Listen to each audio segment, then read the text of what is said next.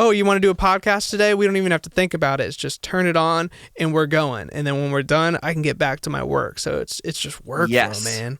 Optimization. Simplify and master your process so that when you do get hit with creative inspiration, you don't spend time in setup that dwindles that fire.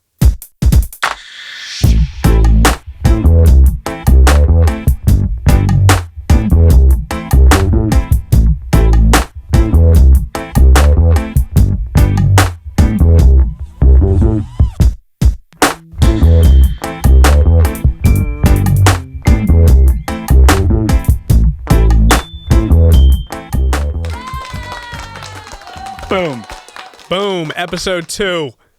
We back, baby. We back. We ain't stopping after 1. We're going to 2, maybe 3. All this fame's gone to my head. Look at me. All right, Pat, you got to tell us straight off the bat here. What are you wearing? Why are you wearing it? It looks good. And who is the dog behind you? Hello, Theo. My brother's girlfriend's dog. I am rocking this because this weekend is Mustache Bash in San Diego, which is a 70s funk-themed festival right on the water. Everybody dresses up in their 70s funk attire, and there's a roller skating rink, and there's a ton of awesome artists and bands and DJs, and it is an all-around awesome time. So that's Saturday. Okay. Mustache Bash. This is what I'm rocking, man. This is my what do you got under that jacket? Come on, baby. Red snakeskin, baby. Oh, man. So he's got a red snakeskin, like, dress shirt, collared shirt on. And then is that like a white leopard? What is that? Yeah, exactly. It's like a white leopard. It's super soft. Fluffy jacket. Rubbing it on the mic. Sounds soft. Dude, we're just hitting ASMR every episode. That's how we're going to pop off. Dude, and then what's the headband? It looks like you're going to a Grateful Dead concert. Yeah, so this was my headband from the Mustache Bash that I went to back in 2022 with Maggie, my sister. This is the remaining piece. I had an afro, a big afro last time. Nice. Just went around it. And I wanted to get some color in there. I want to have something on my head because bald head and sunshine does not do well. Oh, yeah, dude. You got to get something going. Got to get something sunshine to block on your scalp. those rays. Sunshine on your scalp, dude. That's a potential song name right there. Or sunshine on your scalp. Title for this episode, maybe. Or we'll see how it develops. Title of this episode. Writing it down. Sunshine on your scalp. I love it, dude. Fucking do scalp. These, since I'm a bald dude and have these glasses, do I look like Pitbull? No, dude, you don't look like Pitbull. Thank God. Yeah. I'm more Do you of a remember Labrador. seeing Pitbull when we were in Texas playing Kaboo Dallas? It's a music festival down there. Remember that? You just totally woke up a memory that I forgot I had. Well, okay, give me your thoughts, what you remember about that, because I have some specific memories. I remember, I'm not a Pitbull fan. I just don't prefer his music. However, after seeing what his performance was like, I gained a ton of respect for him because of his energy and his devotion to his live show. Like, he got people going. Yeah. That whole place was going. He was hype. Even I was just jumping around, so I'm like, I don't even like this song, but whoa, yeah. Dude, yeah, and there were a lot of butts.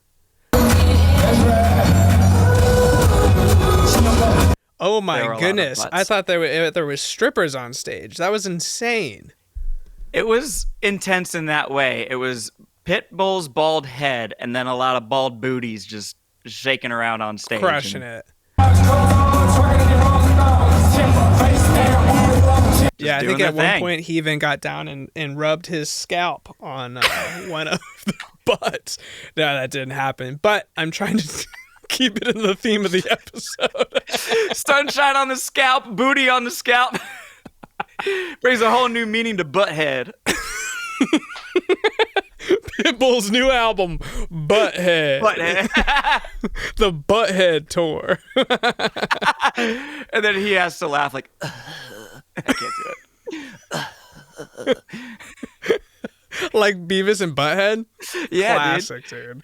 Classic. Oh, so good. I watched that a ton. I snuck it growing up as a kid, watching it with. See, with I know Ryan J. you've talked about that a lot. I've never really, I don't even know if I ever saw any of that. My brother got to see it because he got to go, because he was the older brother. He got to go to this Super Bowl party at my dad's friend's Kirk's house, I think. And and during halftime, they watched Beavis and Butthead, and my brother was there. He was like the only kid there, and he got to like watch it and stuff. So he was like all cornholio and shit. Like I was like, dude, you're so lucky, man. You're so cool. Damn. I remember sneaking it with Ryan J. when we were little kids. We would go to channel 112 on the cable box because that was MTV, and we were watching at night. And our humor would appreciate it because sometimes some of their scenes are they're sitting on the couch watching MTV, and that was back when MTV was primarily music videos, so they would react to these music videos. Sometimes they'd be like, yes, this is awesome. And then other times they'd be like, yo, this sucks. Yeah. Some of the humor that Mike Judge, the guy who voices and wrote the whole show, some of his humor about certain music and certain bands was so funny. You'd really dig it. It's cool to just reminisce about that time period because it was the first generation that really got the cable TV kind of inundated right to us. You know, we didn't have any responsibilities. We're kids. So we were just getting hit with like South Park and all the VH1 top 10s and stuff, and music videos were just on fire, and MTV was going crazy, and TRL was wild. It was the only channel I really ever had on before it just became this, you know, reality TV show, game show kind of garbage. Like 16 and pregnant. That enough said. Enough said. 16 and pregnant. I just wish they went, you know, they stuck to MTV, which was music television. That was what it originally was like birthed as. I think many people our age hold that same thought. It was such a special time. There was nothing like having MTV on, and then a video would end, and then the next video would come up, and if it was a song that you really liked and that you'd been waiting to hear, it gave you that, it's on. And then you like just rush and spend 3.5 minutes being like, yes, you know. The real Slim Shady. Oh my God, it's back again. Number one.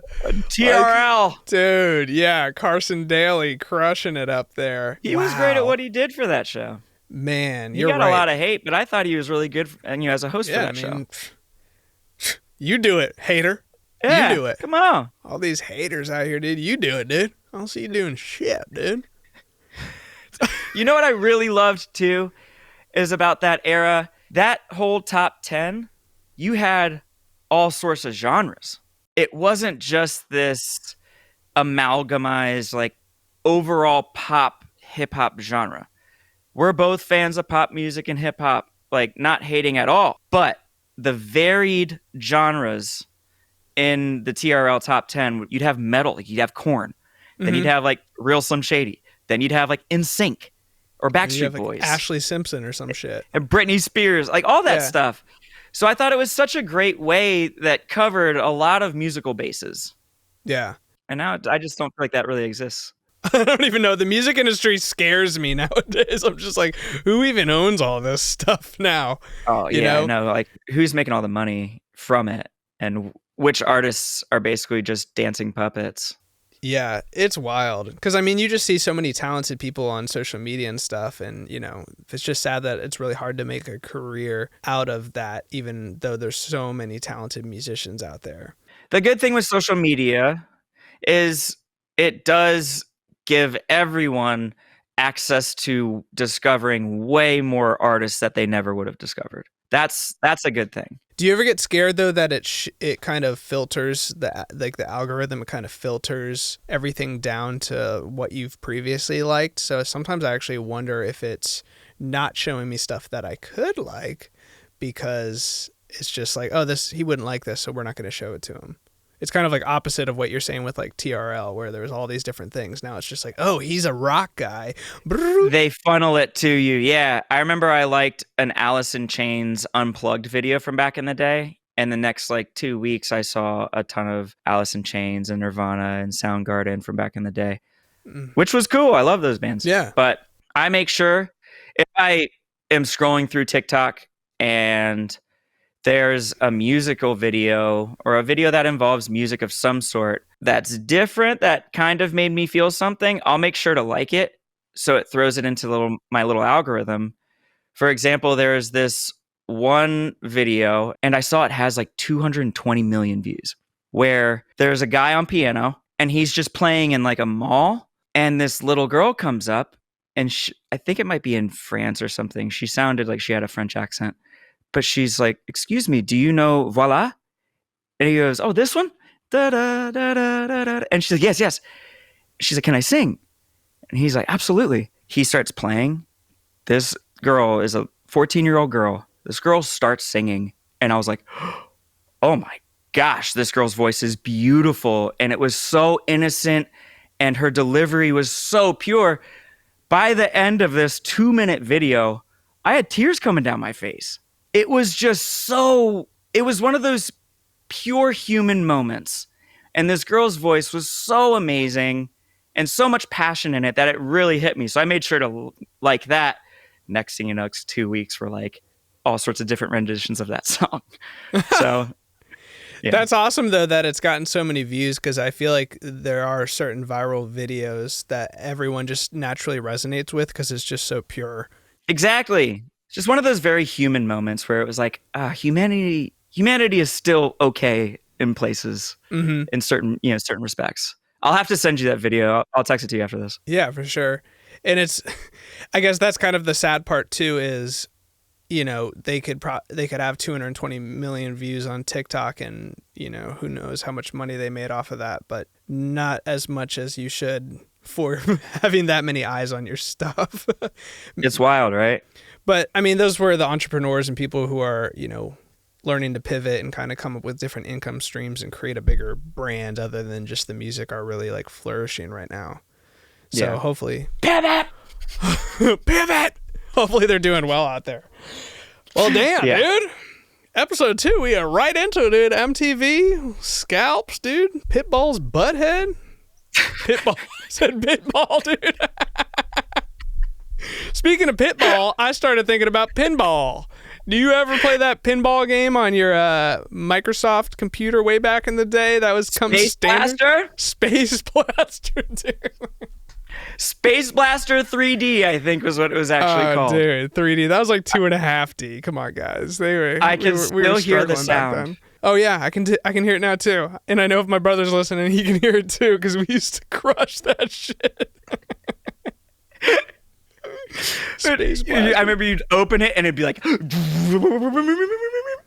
then you'd have the classic pinball sounds, and that was fun. You know what's also dope? Ping pong. You're good at ping pong.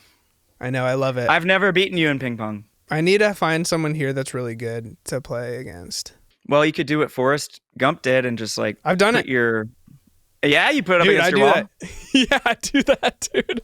I'll just be down there. It's a good workout too. It's dope, yeah. And then I'm like, what am I doing? I need to make friends.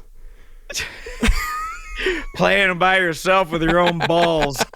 Then I got like a PS5 to try and relax and stop working and stuff. And I played, like, I was like, I'm getting Hogwarts Legacy. I played like one mission and then I haven't touched it since, dude. It's like $550 for like the PS5 plus the game. And I got like 10 minutes out of it. What am I doing, dude? I remember when you got it and I was excited for you. And you talked to me about it. You were like, dude, these cutscenes are so crazy. Yeah. Like the visuals and the story and everything. You got really excited about it, and then I just never heard you talk about it again. Yeah. Dude, unfortunately, that's sometimes how my mind works. The dopamine only lasts so long before I get bored. I think that's the ADHD kind of thing.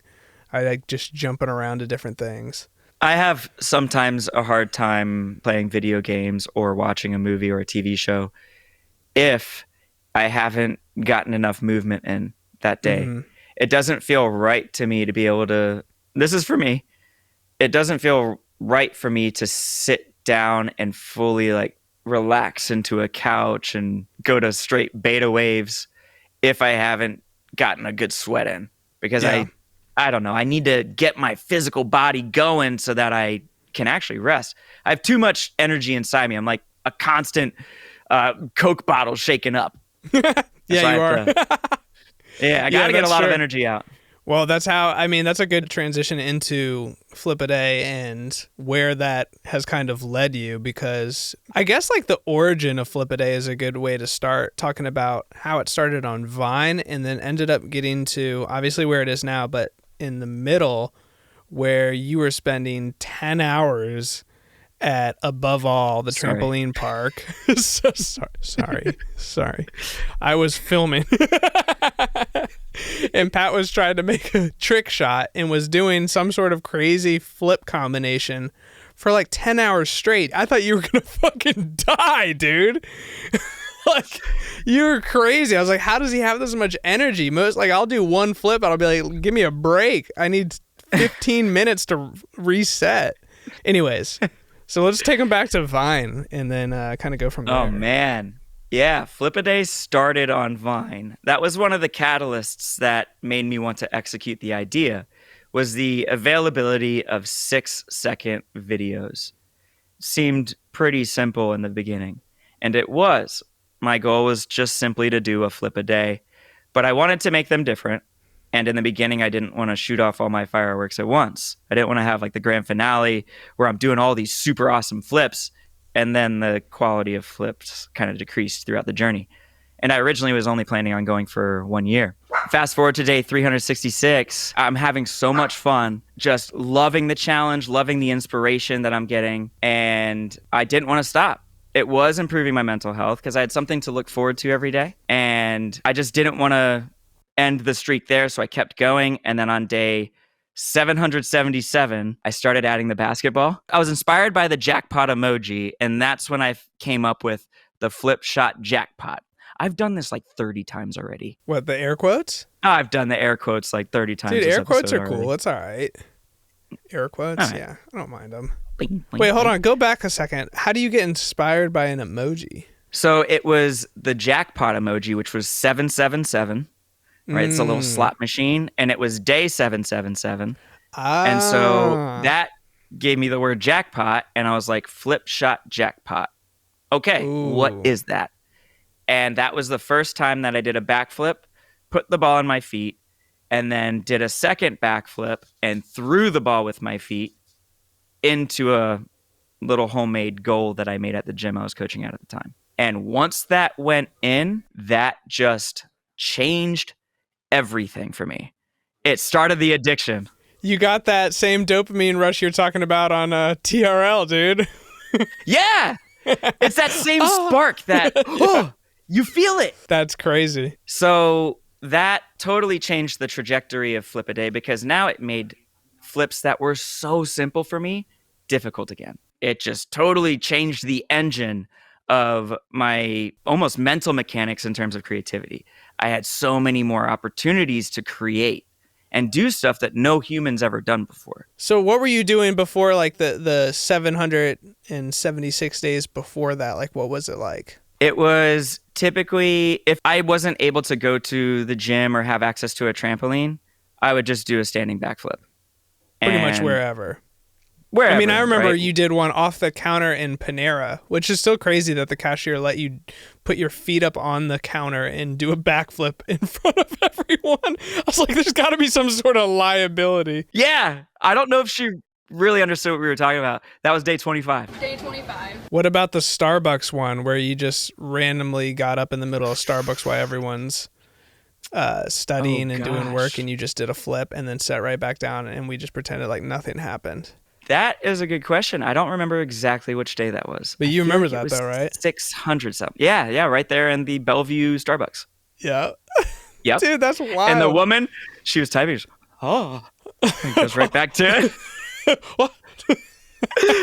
Oh. Yeah, dude, we got pretty comfortable just doing it in random places. Or sometimes we would just, like, if we were out somewhere and like there was kids around, we knew they would get super stoked. So we're like, hey, want to see something cool? And then you just do a backflip out of nowhere and they would be like, what? Sometimes the reaction would be great, but there was that one time, I can't remember what the name of this bar restaurant I know what you're talking about. we were hanging out with in Hermitage. Yeah. And you're like, hey, dude, there's a bunch of little kids. Let's do flip a day. It's like, sweet, cool. So you get out the phone and I just pull out a backflip and people are like, back to my French fries. Yeah, that was so awkward. Let's get out of here. Go, go, go. That's hilarious. And then, what was it? Yeah. Day 2 or 3 at Kroger? Day 3. Day number 3. It's so cold. Remember? And then we went into the ice cream aisle. Just did a flip in the ice cream aisle. But after the trick shots started, my phenomenal friend Coop was so kind and generous that he was seeing the content I was creating and saw a lot of awesome potential. And he was like, dude, you have to make this a little bit more relatable. And so I started doing trick shots into the trash can. I don't know why I did the air quotes. That's not an air quote. That was an improper air quote. It was an actual can. It was a trash can. A trash can.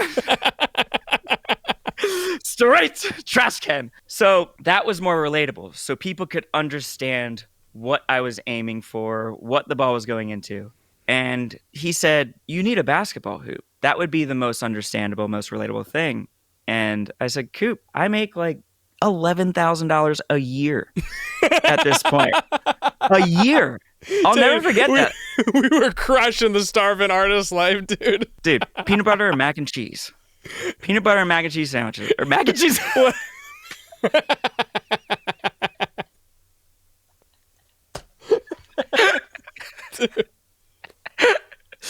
Peanut butter sandwiches and mac and cheese. Dude, whatever we could do to not have to go and work at a cubicle. That was our goal. That was everything. I'd rather starve than make money at that point. So, I just lost my train of thought. Where were we headed with that? Coop, the basketball. Yes, thank you. So I didn't have the money to buy a basketball hoop. And that night, I got an emailed receipt from Coop and Spalding. And the receipt was a $1,000 basketball hoop that came a few days later. And on day 800, which was the day after you met your fiancé. Let's go. I was just going to say, I remember exactly what day that was because I was late. It's all good, dude. I'm just happy it went where it went. Yeah. You know, like how beautiful is that? Yeah. 7,000 days later, dude. A little less. Probably around 3 or 4. Day 800 was the first flip dunk that I ever did. And I did a front flip between the legs dunk. Yep. And once I hit that, it only took a few tries. That created a whole different addiction. And I became obsessed with coming up with the craziest dunks I could think of. And that led me to an opportunity, an experience, and a journey I never could have dreamed of. And you were there for the first email and first phone call and all that stuff. When was that? Like, so you had started at day 800 doing the dunks. Like, how long were you doing the dunks and posting those? Or actually, before you even get to that, because a great story was your first viral video. Or was that before that? Oh, yes. That was day 8. That day, I believe, was like 8:36, I think. That was the front flip with 2.5 twists. That was the first video. I feel like we went hiking or something, and then you like we did. We went to Montgomery Bell, and we walked around, and I did that flip next to that little recess pond that they have there. Oh my God, yeah. And we added the little emojis and things like that. And then I opened my phone, and no, I didn't even open my phone. My phone just started going, and I'm looking at it. Follower, comment, like, and I had to shut off my phone. Yeah, I remember. Because I thought it was going to melt or something. House of Highlights posted that dunk, ESPN, Dime Magazine, Bleacher Report, all these awesome pages finally started giving me some respect, which I really appreciated. And the email that I keep referring to, everyone, was an email from Mason Gordon the creator of SlamBall. And I received this email after the consecutive journey of Flip-A-Day was done. So the consecutive journey was January 1st, 2014 to January 19th, 2017. So 3 years and 20 days exactly. And Mason had discovered the hundreds of dunks that I had done from day 800. And I didn't do a dunk every day, but I definitely did a ton of dunks in between day 800 and day 1115. Mason saw those, sent me an email, and said he wanted to hop on a phone call with me. And you remember, I was like, yo, dude, the creator of SlamBall wants to talk to me? Sick. Yeah. And if you guys don't remember SlamBall, it was on Spike TV, right? Yep. Back in the early 2000s? 2001. Yeah, right around that area. So you remember the yellow trampolines on the basketball court, just high intensity. I used to, like, when that would come on, I was like, this is insane. 4-on-4, full contact basketball with 4 Olympic level trampolines at each end of the court. And then it stopped, right? It stopped for a couple years because of a disagreement between Mason Gordon, Mike Tolan, and Spike TV. Spike wanted to go a different direction, and Mason and Mike were saying, no, this is a professional live sport. That's how we wanted to go.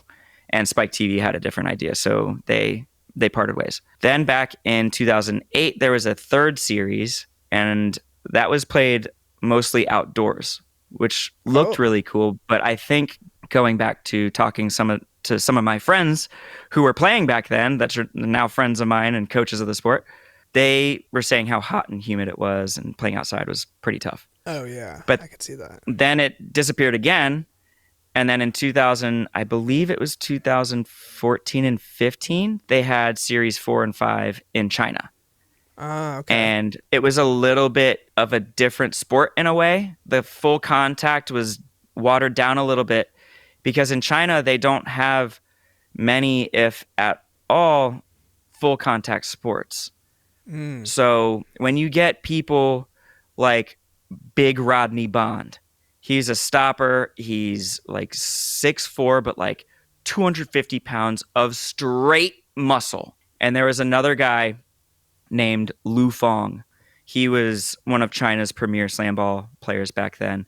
But if you would imagine someone the size of Rodney Bond hitting someone like Lu Fong, which would be someone like my size, it's gonna make for some entertainment for some people that like seeing people get hurt, but it's gonna provide for a terrible sport because there's gonna be too many injuries and not enough bodies to play the sport. So the China series lasted for a bit, and the collegiate realm of SlamBall really took off in China. Stan Fletcher is arguably the Michael Jordan of SlamBall, arguably the GOAT for sure, 100% the most innovative player in the game. And he moved over to China for 7 years, and developed this entire training program. And I think at one point there were 19 collegiate SlamBall teams in China, and they were centered in Wuhan.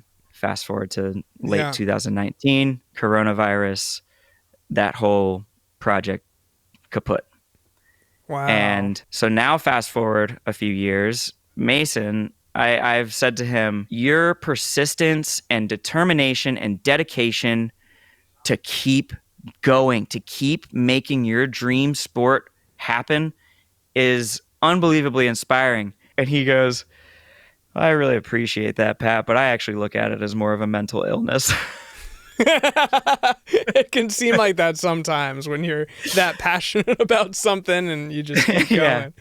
He kept pushing and actually was hoping to get one major television network to be interested in bringing SlamBall back to American television and having it be televised as a live, professional, bettable sport. That's been his dream, his goal. And he was hoping for one major media outlet, and he actually ended up getting a ton. And ESPN became the official broadcast network for SlamBall. And Series 6, which was last summer in Las Vegas, was, in my opinion and in all of our opinions in SlamBall, a great success. Great success. we're taking the sport in a different direction, and it's rising to new heights.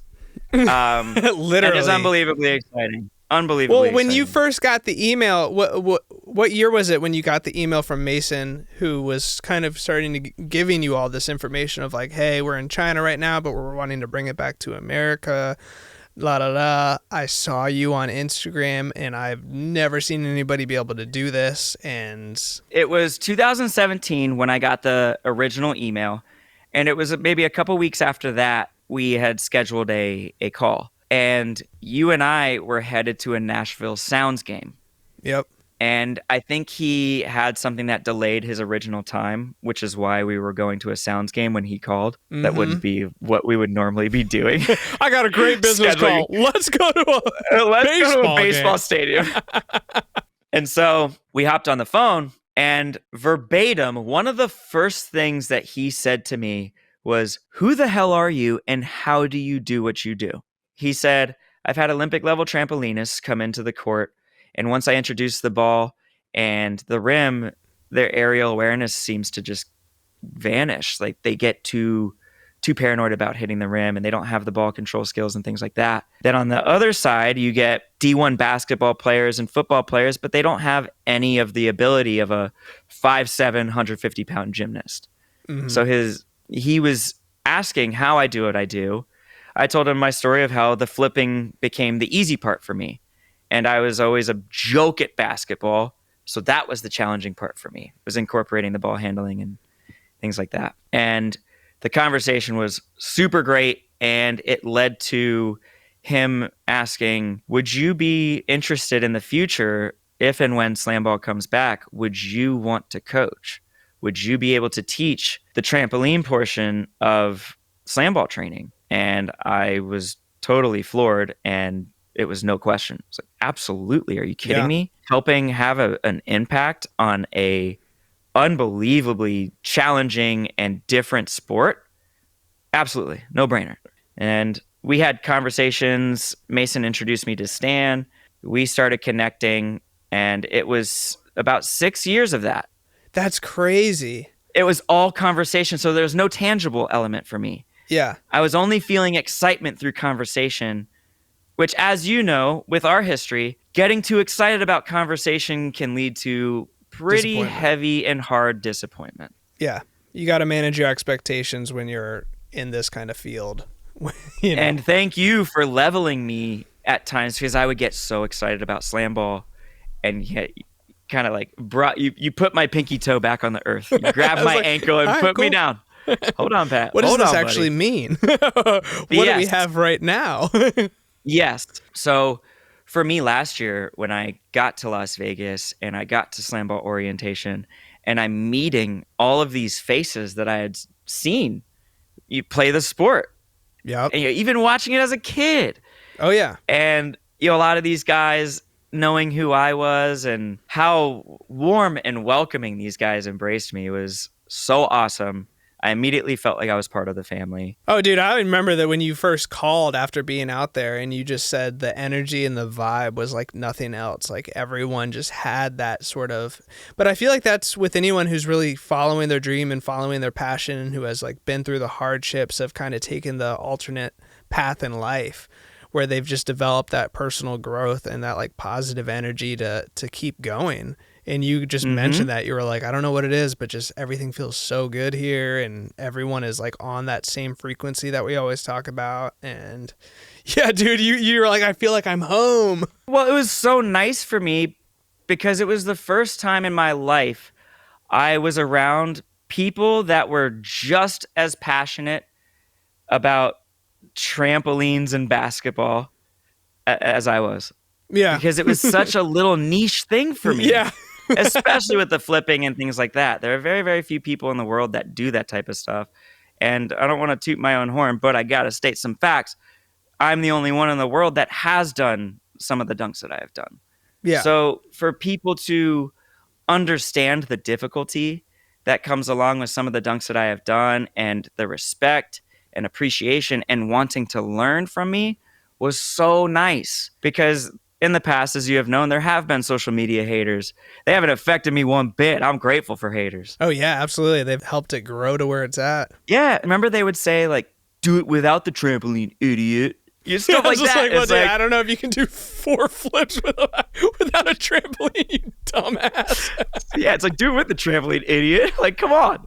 So being around that whole new tribe of people that totally resonated with me, and they were teaching me parts of SlamBall that I had yet to really learn, because it's an entirely different sport than just basketball with trampolines. Oh yeah, it was cool for me to learn some of the rules. And what is the dude's name that was one of the refs? Rob Wilson. Rob Wilson, yeah, him. Yeah, he's the man. He was just kind of spouting off all this different stuff, and it was just so cool to be introduced to a whole new world of a sport that has this whole backstory and whole, playbook and whatever, like manual on like all the rules and stuff. I thought that was so dope. Like, no, illegal hit. No, that's not an illegal hit. No, that's this many points. I'm like, what? Yeah, it's very well thought out, and that was something I also commended Mason and Rob for, and I mean all the pioneers of the sport, because it's very well thought out. Once you understand the rules, you can see plays start to develop, and it's unbelievably electric when you see this sport in person. Oh, and yeah. I'm so happy you got to experience that firsthand, because seeing it on TV, it's one thing, but when you see it and feel it in person and you see how high these giant humans are going, it's unreal. I was so happy that worked out, because I was, grinding out here on my business, trying to just keep up with my current schedule that I was doing, just shooting and editing. And all of a sudden it was like, oh man, Pat's going to be done here shortly in Vegas at SlamBall. And then I guess we just put it on the calendar, found a time that worked.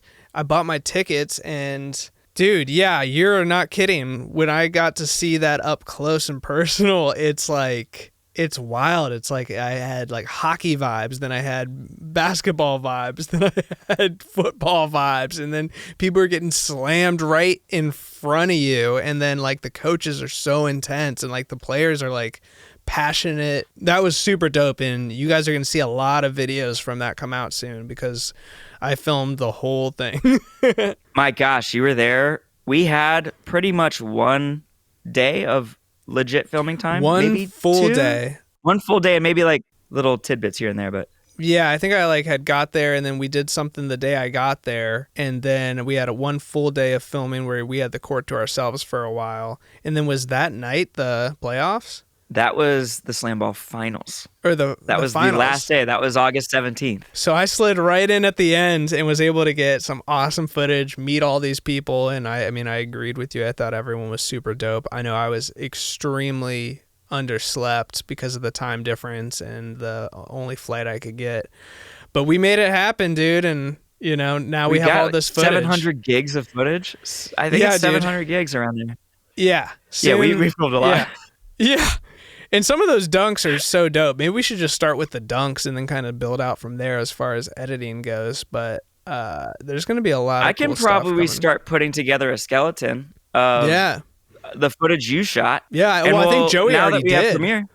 I think Joey already started to put together the skeleton, so we just got to learn how to share the master file and then kind of just create the right sequences. We're starting to get into editing talk, guys, but we just got Pat on Premiere Pro, which is what me and my editor work on. So we're pretty stoked to have a little team here putting together some stuff, because eventually we would love to put together a Flip-A-Day documentary or blow up a YouTube channel, because a lot of people see what you do here and there, but a lot of your journey isn't put together in like a cohesive manner, and I feel like that's what we need to do. Yeah, and anyone listening, you'll learn that David and I are very passionate about simplifying and perfecting our process for whatever it is that we're doing.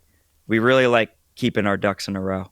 So finding out how to do this master file where we can all three, David, Joey, and me, edit the same file is really exciting for us. Maybe a little nerdy, but it's awesome. Dude, I always tell people when they're like talking about business or something, I'm like, my number one advice is, especially in a creative industry, is workflow. Because like if you can eliminate as many speed bumps in your like physical processes that you do, so that you can get directly to the creative process, whether it's keyboard shortcuts or getting the right technology that doesn't piss you off, you know, like spending the extra money to invest in stuff that's good and is going to, you know, ignite the fire within you. Like, that is my advice, man, because I have optimized my workflow so much, even as simple as having like a mic like this that's on an arm, just so I don't have to worry about messing with a stand over here, just simple things like that. And I have a little camera rig here that the camera's just always here now. And then the light's just always here now. So it's like, oh, you want to do a podcast today? We don't even have to think about it. It's just turn it on and we're going. And then when we're done, I can get back to my work. So it's just workflow, man. Optimization. Simplify and master your process so that when you do get hit with creative inspiration, you don't spend time in setup that dwindles that fire. Because as musicians, once you get hit with an idea, you got to get it out. Because there are so many things in our day that can just distract us. Yep. And if you have a little like melodic motif in there, you can even look at a text and next thing you know, you forgot it. Yeah. So you have to act on that inspiration the moment it hits. And simplifying and mastering your process is going to ease that whole thing for you. I got a book for you, dude. You may really enjoy it. It's called Deep Work. It's really cool, just about getting yourself into a space of focus to where you're in that flow state. And it's just, I don't know, it's really cool. I just a love side that. note. Yeah, I was like, I feel like Pat would dig this, because I was literally talking to Aaron yesterday about that, how with your phone on and all that stuff, like I'm trying to utilize do not disturb and stuff more often than not. Because when you're editing or whatever, it takes, what does it take? Like, I think it's like 15 or 20 minutes to be able to get yourself into a flow state of work. And then, yeah, you can get a text from someone and then you just look at it for a second. Boom. And then it takes you another 15 to 20 minutes to get back in that flow state to where you're just like crushing. So yeah, you got to be careful. It's crazy. It's really tough because a lot of people also put themselves in the availability of everyone else's beck and call. Mm-hmm. So by having do not disturb on, and what's cool too with iPhone users, you can tell when someone has do not disturb on if you send them a text. So if you don't get a response, they're busy. It's okay. People have lives. They don't have to respond to you immediately. And if they don't, it doesn't mean something's wrong or whatever. Yeah. So well, in human history, we've never, we've never had that. So why all of a sudden now are people like, you need to be available at every single second? Like, I need to be able to contact you every 3 hours to make sure you're okay or whatever. So having the discipline and respect for yourself and your work, your passion is so important for your workflow. Throw that do not disturb on, really get into your grind. Because when you do get in flow state, this happened to me on Monday. I got into flow state and I checked the clock because my brother was going to work. I was like, holy shit, he's leaving already? And I looked at the clock. I had been editing for 4 hours straight and I realized I didn't even eat. I was like, oh shit, like yeah, you just get in into that zone. I got everything done. Yeah. And then I ate. Then I ate. Wait, hold on.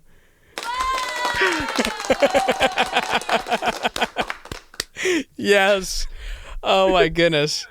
But yeah, dude, I mean, that was kind of a tangent, but that's how our conversations work. But no, the SlamBall Vegas thing was just so dope, and the finals were so dope, and the players were so dope. And where are you at now with it all?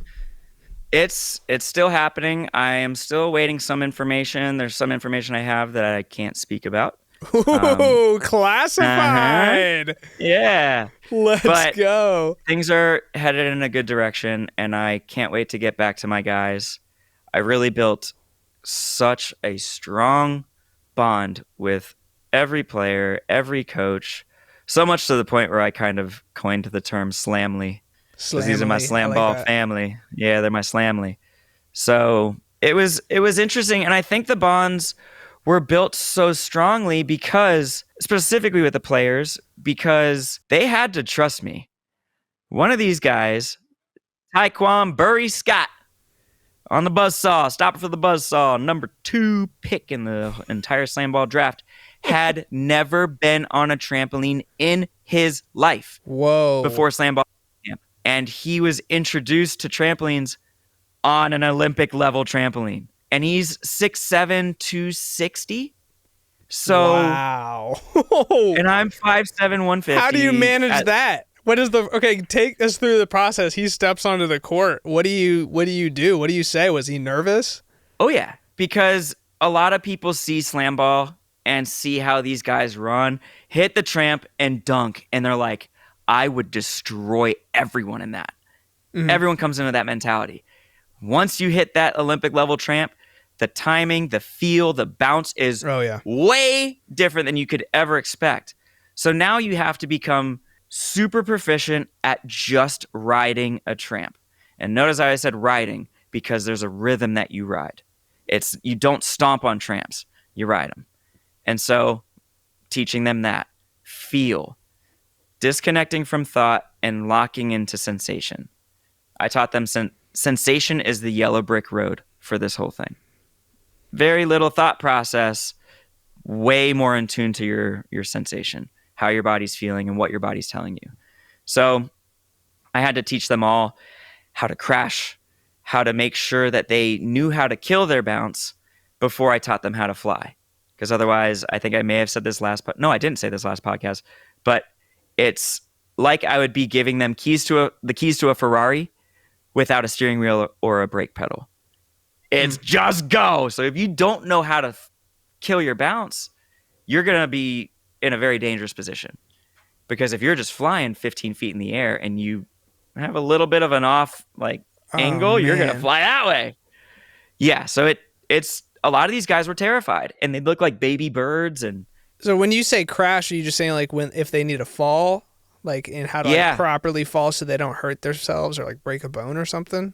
Yeah, there are certain things that I would teach them called kill rolls or kill falls. And anytime I say the word kill, it just means you put the stop to the bounce. Yeah. You are not letting the tramp bounce you. You are stopping. And so teaching them how to do that was so important because we didn't have a ton of bodies to work with. Each team only had 7 players and there's 4 on a court. And because it's such an exhausting sport, those starting 4 cannot play the entire game. It's unbelievably exhausting. So we needed to keep these guys safe. And a lot of what I was doing too was adjusting the mentality, readjusting their perspective on being 15 feet in the air. It should definitely not be a place of chaos. When you're up there, you need to reframe your perspective so that it is a place of peace. Weightlessness is calm. You're floating, right? I mean, if you think of floating isn't synonymous with chaos. Floating is light. It's very serene in a way. So when you understand that you can be comfortable and calm at heights like that, then you start to get what I call the medicinal properties of weightlessness. And these guys started to really connect with that ideology. And that's when you started to see some comfort, some confidence come into these guys. Then you started seeing, okay, this is at about 7% of what the ceiling of SlamBall can be. Wow. And last series was unreal and nothing against the OGs of the sport. It was just a different sport back then. Yeah. They're almost 2 different sports. The beginning era and then this current era are almost 2 different sports. Wow. That's crazy to think just how much they were. Because, when I saw them, they were flying, dude, especially Tony Crosby. They were above, not even above the rim. They were above the whole backboard, it almost seemed like. This is insane. Darius Clark, gunner for the Mob. Remember, he had the world record for highest running vertical jump off, not a trampoline. That's insane. World record, get certified. And then I taught him the mechanics and the feel and the rhythm of riding a tramp. I remember some dunks. He would do a takeoff. So a takeoff is where you're running and you take off and try to dunk from one of the outside trampolines. So that's what a takeoff is. There's a tramp directly under the hoop, and that's called the scoring tramp. But then you have the tramps on the side. Those are called wing tramps. And then you have the top tramp, which is, just basically across from the scoring tramp. So I remember one point, Dak, his nickname, Darius Clark, he did a takeoff from the top tramp and went up. His chest was level with the backboard and his feet were level with the rim. He's 6'3", probably 195, maybe 200 pounds. 6'2", somewhere in there, 6'3", and his feet were at the rim. And that's a 10-foot rim. And also what people have to understand is the center X, we have little X's on the center of the tramps, that is 15 feet away from the rim. So taking off from the free throw line, getting high enough to where your feet are at the rim, and then dunking on someone who's 6'7", 260, that it has their hip at the rim. It's an unbelievable That's insane. sport. That's absolutely insane.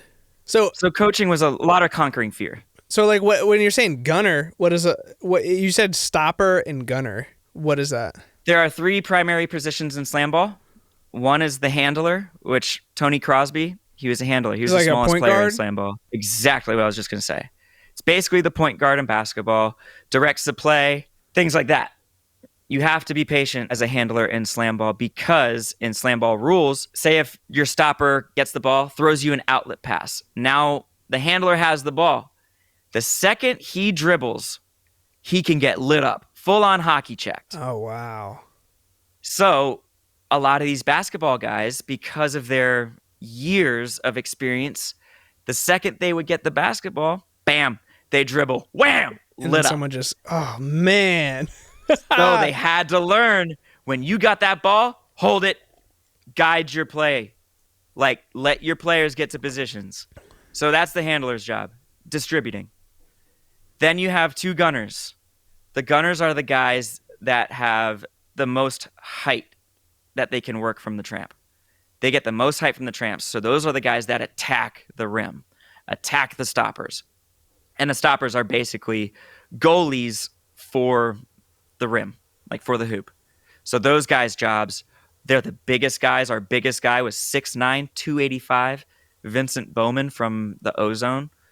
And trying to get him I think I remember seeing comfortable. Him. He was huge. Massive. Trying to get him comfortable getting high enough to where his hip was at the rim. Because when you have a whole upper body of someone that big in front of the rim, how are you going to dunk on that? Dude, and just like how are you gonna do the it? fact that these dudes are so big and then they're that high in the air, I see why they're horrified of coming down. Like, yeah, especially if 2 of them are hitting the trampoline at the same time, like the dunker and the gunner and the stopper. Like, that's scary. And you have to be so careful in those moments. And so, bringing up Dak again, Darius Clark, he got so good at this that he would do what I said. I said, hit it and quit it. So you dunk and then bring your arms in and land on your back. Because if someone like Vincent Bowman with all that weight is coming up on the tramp and someone lighter than him is coming down, your ankles are going to go whoop and just So that's the most common injury that we had in SlamBall. Because I know a lot of people out there are thinking that SlamBall has to be the most dangerous sport in the world. And statistically, and this has been proven, our injuries are lower than football and are just in line with basketball. Okay. Yeah. Okay. So it's well, and hopefully, since really you have so much knowledge of the trampolines and you're becoming such a prominent, coach within this sport, hopefully you can help them be safe. Because I know through teaching all the kids you've taught over the years, that's been like one of your things, and it's always how to fall safely, how to do every aspect of it safely. Then you can start getting a little bit wild, but safety first. Yeah, I'd say that's arguably the most important part of my job is teaching these guys how to be safe, how to fall and all that stuff. And then obviously contributing to the height factor because in SlamBall, the sport is played above the rim. That's what we say. That's wild. And so, yeah. Where do you want to see it in 5? Well, say 5 years. Where do you think it could be, or where would you want it to be? Where I would want it to be, I have so much love for this sport that I believe it deserves it, but people have varying opinions of the word deserve and whatever. But I believe, or what I would love, is it to continue to be on ESPN, gaining notoriety and respect as a unbelievably difficult professional sport that's different than basketball, And I would love for it to be worldwide, where we have maybe a domestic season and then we travel around the world and just bring the sport to other countries. So that way it's not only localized in America. It makes sense too, because with the age of, micro content and everybody consuming all this stuff, it's such a highlight reel type sport too, because nailed it on the head. Just from what I filmed when I was out there for the couple games that I filmed, there were so many highlights I feel like that I got, that I'm just like, people don't know about it, but if you saw that on your Instagram or something, you'd be stoked. I feel like most people who are into sports would be stoked. Yeah. The thing that hurts SlamBall the most, in my opinion, is most people have the opinion that it's an easy sport because it's basketball with trampolines. Like some of the guys. Yeah. I remember that even when I first got on the trampoline, I was like, oh my God. And then was it Marshawn Lynch's brother or whatever? One of them was just saying like, oh my God, I did not realize how fast you get gassed by jumping on the trampoline. Yeah. I think it was his little brother, Devontae, I think his name was. Yeah. Yeah, it's unbelievable in terms of the cardio. A lot of my guys in training camp, they had no idea the cardio that was coming from it. And after day 5 of training camp, some of my guys were coming up to me being like, Coach Pat, man, it hurts to breathe. Like every muscle in my body's sore. I'm sore in places I've never been sore at. And meanwhile, little Reggie's on his like sofa down in the basement being like, this looks easy. Yeah. Eating Cheetos. Yeah. What was really nice for me was we did have a lot of professional athletes come into the court, because a lot of the guys remember it from back in the day and they kind of wanted to see this new rendition of it. And we had Marshawn Lynch, Des Bryant, both unreal NFL players in their own rights, Gilbert Arenas, Brandon Jennings, and Rashad McCants. And they were unbelievable NBA players in their own rights. So they are high-level, cream of the crop professional athletes. You would think they would get onto the SlamBall court and just destroy. I had to teach all of them how to dunk. Now, those guys can typically dunk without a tramp. They couldn't dunk with a tramp. Yeah. So if that puts it in perspective for people, this is totally different. And come try it. I'll prove it to you that SlamBall is no stroll in the park. Now, can you try out for SlamBall? There's a player portal on the site, I believe, that is open right now, and you would send in your tapes. Like, show us what you got. If you're a hooper, show us your best highlight. I guess so. You just send in stuff that's not on a trampoline, like if you're just playing basketball or something like that. Or I guess they could go to a park or something I would say you could get some trampoline footage, from a local trampoline park, or even if you're a hooper, show us videos of you dunking on someone. Or if you're a point guard, show us you dishing some ridiculous passes. You think I could do it, dude? Duh. Dude, stop. R.I.P. Young David. R.I.P. Yep. Shout out to Kendrick Lamar. Dude, I would. Oh man, I get crushed. Yeah, no, it's all right. I'll film it as much as you guys need, but you won't catch me out there. What about you? Yeah. Do you think you'd try playing? I got asked so many times last year, and some of the higher ups, Mike Tolan, was like, "Absolutely not. We love Pat. We don't want to see him man, dude, thrown halfway across the court." I'd have to throw in the flag and be like, "No." Oh, dude, I get crushed, dude. Last year would have been a disaster if I did play. This year, I've been going to the gym 6 days a week for 6 months straight, so I'm the strongest I've ever been. I'm in great shape now, so I would fare a little better this year if I played.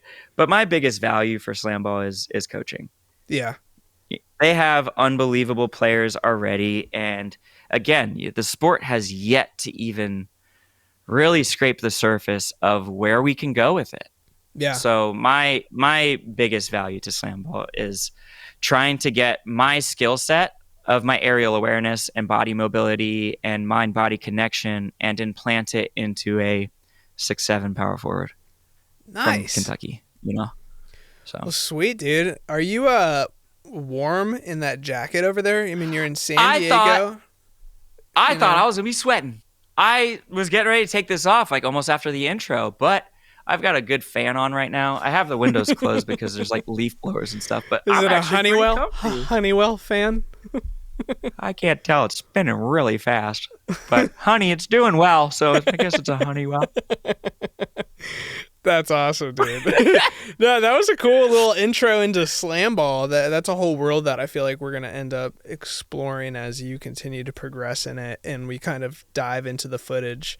It's always hard as a videographer, especially when you're trying to do more passion projects like this one, because you're trying to, make your living with all your current clients you got. And then you have these passion projects that are so dope, but it's just hard to find the time to really dive into them and give them that love they deserve. But I'm hoping this summer or this spring, actually. Wait, first day of spring, dude. Yesterday. Wow. Happy birthday, Granny. Nice. Happy birthday, Granny. She's 87. Oh, man. Nice. Yeah. That's awesome. Yeah.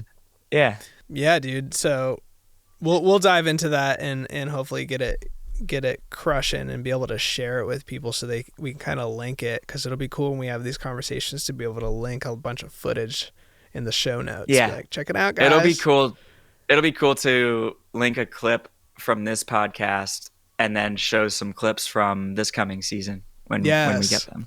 Yes. It's exciting. I'm just so excited.